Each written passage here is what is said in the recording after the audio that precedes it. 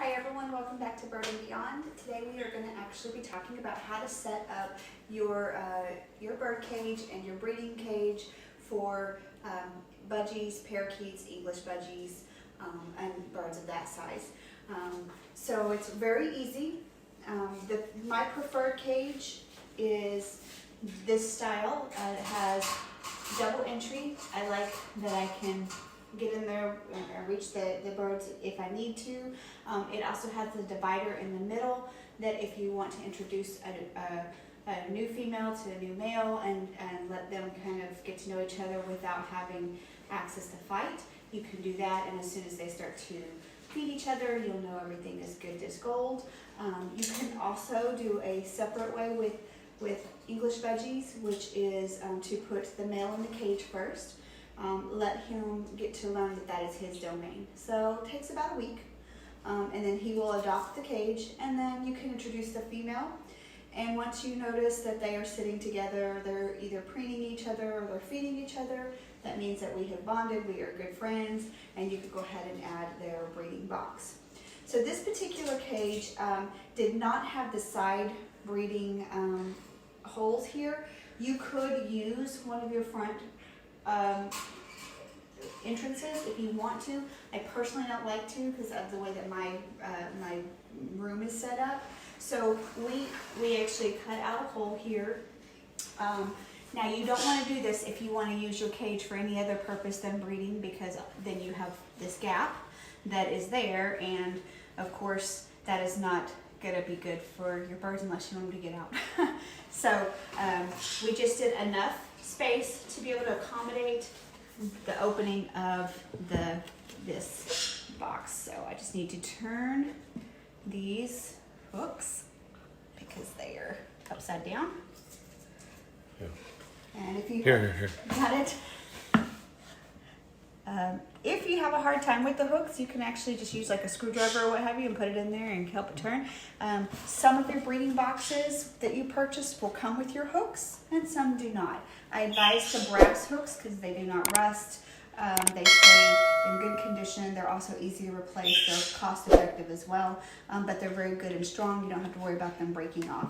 So I like to put my boxes on the outside of the cage because that way none of the inside space is being taken. Plus it makes it easier for me to check the status of how my bird is doing. So the inside of your box looks like this. As you can see, this one is actually designed for budgies. That would be both American and English budgies, and you can see that it has like the little groove in the bottom. It's just a little bit of a dip that actually helps the eggs stay in place in the babies too. It can help prevent your splayed legs. It's not a fail-safe to avoid splayed legs. Sometimes it still happens, but it does assist with that. So the other thing I'm going to do is grab some nesting material. Depending on your budgie, she will either love the nesting material or she will hate it. There's not much of an in-between on it. So if she likes her nesting material, great, she leaves it in there, all is good. Some of them, many of them, just like to kick it out and make a big mess. But I still add it back in, especially after the babies have hatched. And What kind of material is that? this is pine shavings. It's the Living World brand. You can get any type. A lot of breeders go with the bigger chunks that they can get from the feed store. Because I'm a softie, I always get this really soft one because I feel like my babies need a soft landing. But you just put... And is this available on Amazon? This is available on Amazon and many of your local stores. We will put a link below. I will put a link in this video for the bird cage, the breeding box, and the pine shavings so that you can get all of these materials easy to you. You might find better sources for them. They're out there as common, but sometimes time is money, right? So I usually put about 2 of my handfuls in here. And it gives her some room to still kick it out.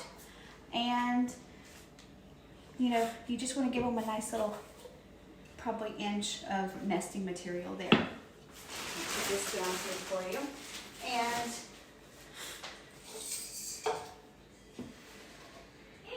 if she kicks it out, don't add more in at the time while she's still laying her eggs, because she will do that when she's getting ready to. She'll be prepping her box. She'll clean it out. That's just her like way of doing things.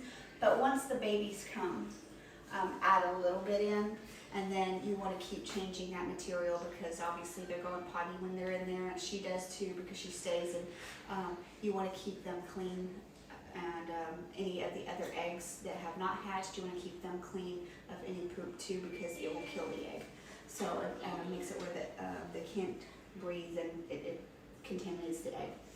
So this is why you have your hooks. I'm going to turn it here on the side so you can see. It just hooks right in, very easy, and you have access to where your bird has access right here to their spot. So nice clear way. They cannot get out of here unless they're just really creative. I haven't had one escape yet, not that way anyway. I like for my birds to have access of a perch right here that makes it easy for them to go in and out, because remember that once she lays her eggs and she starts to roost, she's going to sit in there and the male is going to feed her. She literally just depends on him for her survival. And she stays in there and he gives her all her food and water, and then once the babies have started to hatch, for a good solid week, he will continue to feed her and feed the babies. Actually, he feeds her, she feeds the babies, and then eventually she allows him to start feeding the babies, and she will start to come out of the nest box at that time. So making sure that he has easy access to both food and water, and to be able to meet her over here, because all she'll do is peep her little head out and he'll feed her. If you've got some of our other videos, you'll probably see, I think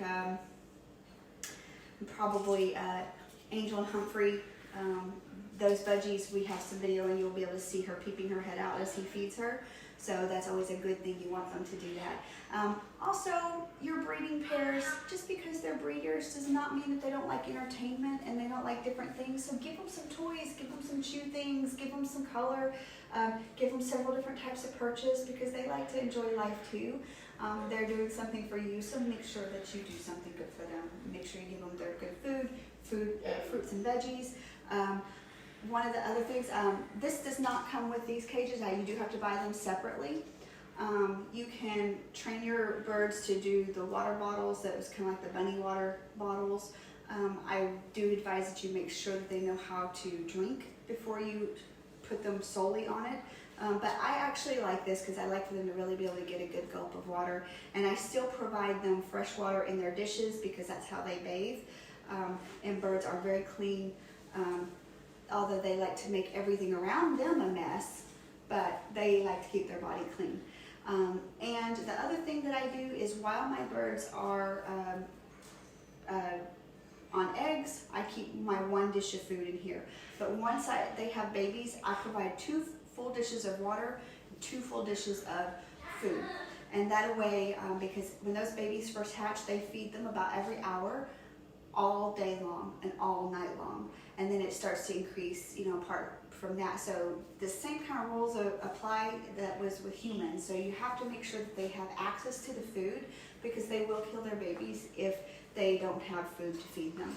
And they will panic.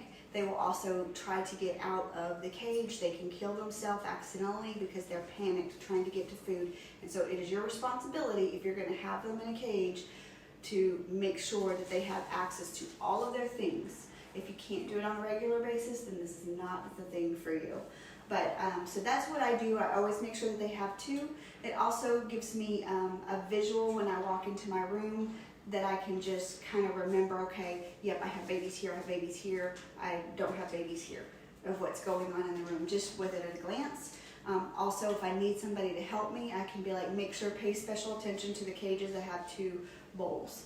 And it makes sense. So I don't have to explain the why to everybody, but it makes sense for me. So this is how you would set up your budgie cage. And now I actually brought in a pair that already kind of know each other. They are not a bonded pair yet. We're going to see what they do. And I'm going to tell you why I chose them to be paired. So this was just our little travel cage. And so this fella here has this dot on the back of his head, and that tells me that he is split to a recessive pied, which makes me happy. That's why I chose him. I chose him for his size. He's ready. He's very healthy. And then I wanted him because he had a recessive pied gene trait to go with her. And I usually, I mean, I don't always stick to a green, a blue together because I like to mix them up, and sometimes I have certain traits that are in there. But I know who his parents are, and that they have actually some bigger genes. He's not as big of a fella as what I would like, but they do carry some bigger genes. And I would like her small size. She's a little smaller due to her mutation, so I want to pull from those things. And I always try to make sure that I breed back in whatever the natural base colors are in the budgies, and that's how I keep them healthy and strong. Because if you constantly do mutation, mutation, mutation, mutation, you end up with smaller, weaker birds that don't live as long. And because I breed birds for people to have as companions and friends, I want my birds to live as long as they can and be a good companion and friend to my bird families. So they're probably going to get a little sassy. These guys are not hand-tamed. I don't hand-tame my breeders. I need them to keep those natural instincts a bit. That does not mean you cannot breed your tame budgies. It's just my personal preference. I like for them to have their natural instincts because I like for them to take good care of the babies, and I find that they do so better when they are not tame. All right, you ready? You ready? Come here. Come here. Just do like so. Just make it a little easier. Yeah. Take away all the fun. So my green here is my male. He's probably going to give me a good nibble, but that's okay. I don't like to use gloves unless I have to because it's scary to them. So, ready? I know. There you go, bud. There you go. Look at him so handsome. Whoops. Throwing things around. You ready, little lady? You ready, little lady? Come here, sweetness.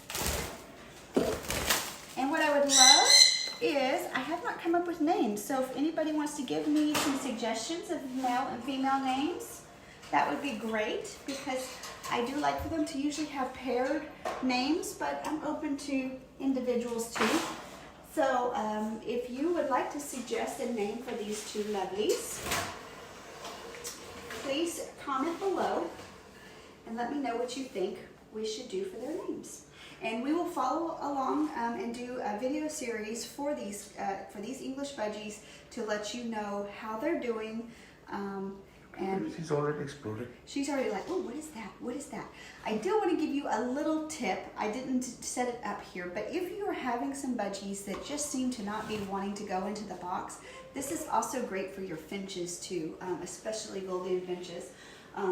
If you will put just a tiny little bit of millet over here and tie it close to the opening, it helps them. They go for the millet and then they stay and then they go and explore the box. So I found that to be kind of my little helpful cheat that I do. Right guys? So if you like this video, that would be great. Please make sure that you subscribe. And we will follow along with these guys. Make sure that you comment. Let me know what names that you think that they should have. And if you want to catch us on the flip side, the next video that's going to be coming up is actually how to set up your pair of green cheek conures. Thanks and have a great day.